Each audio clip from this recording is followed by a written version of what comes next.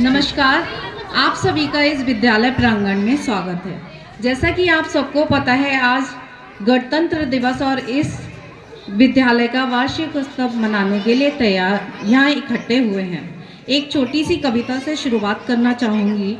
यह मेरा आज़ाद तिरंगा लहर लहर लहराए रे, भारत माँ मुस्काए तिरंगा लहर लहर लहराए रे। इस झंडे का बापू ने कैसा मान बढ़ाया है, लाल किले पर नेहरू जी ने यह झंडा फहराया था।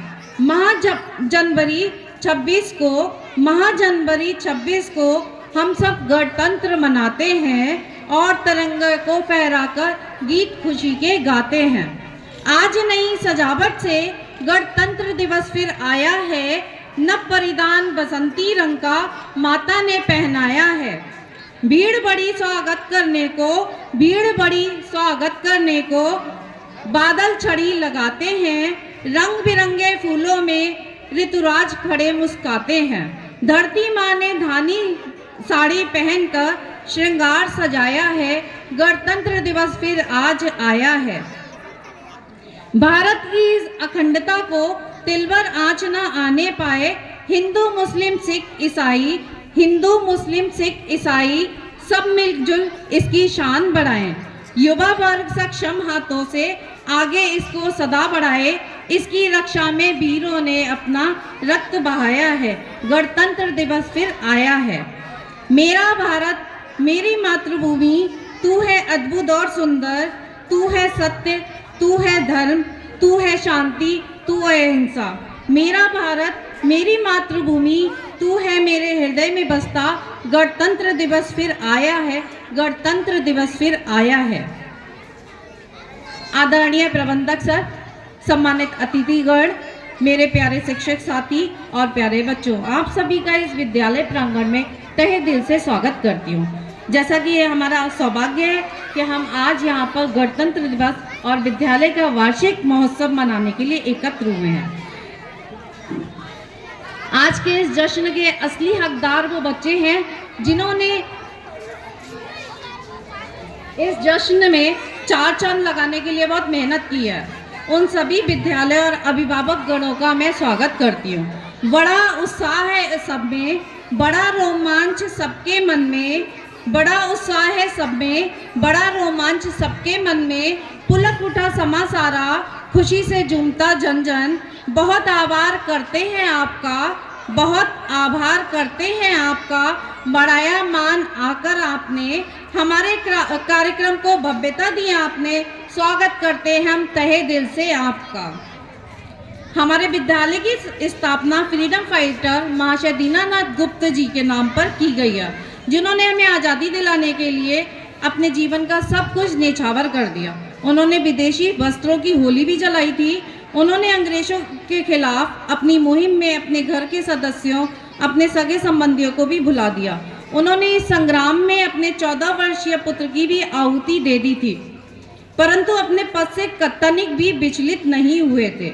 अंग्रेजों के द्वारा जेल में दी जाने वाली अनेकों प्रकार की प्रताड़ना सहने के बाद भी गुप्त जी भारत माता के नारे लगाते रहे थे।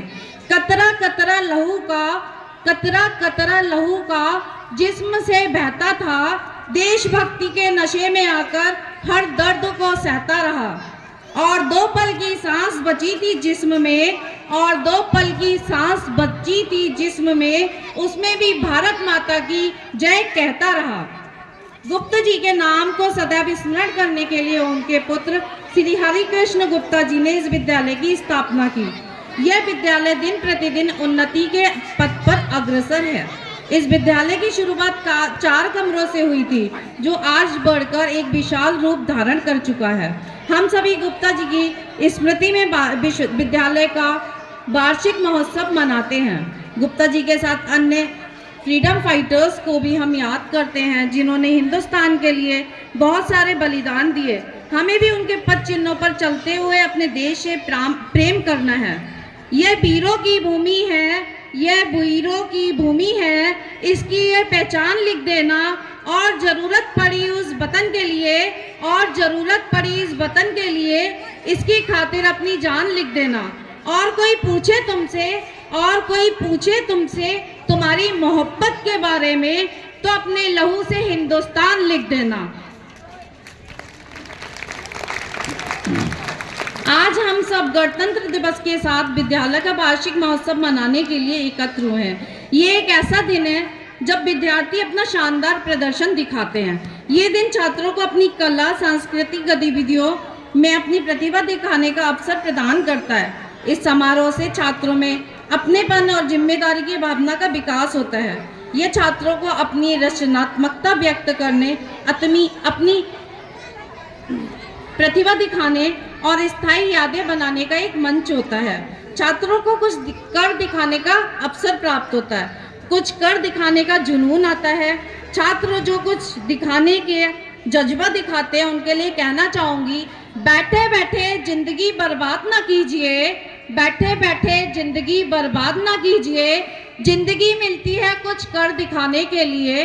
रोके अगर आसमां हमारे रास्तों को, रोके अगर आसमां हमारे रास्ते को, तो तैयार हो जाओ आसमां को झुकाने के लिए। आज हम पढ़ाई जैसे जरूरी काम तो कर रहे हैं, परंतु पढ़ाई के साथ बहुत सारे ऐसे महत्वपूर्ण कार्य हैं जो हम नहीं करते हैं। जब एक बच्चा पढ़ने के लिए स्कूल जाता है तो उसके अभिभावक चाहते हैं कि मेरा बच्चा पढ़े। पढ़ना जरूरी है और जरूरत को पूरा करना अनिवार्य है, परंतु आवश्यकताओं पर कार्य करना मनुष्य को जरूरत ही बनाता है। लेकिन महत्वपूर्ण कार्य पर अगर हम ध्यान देंगे तो हम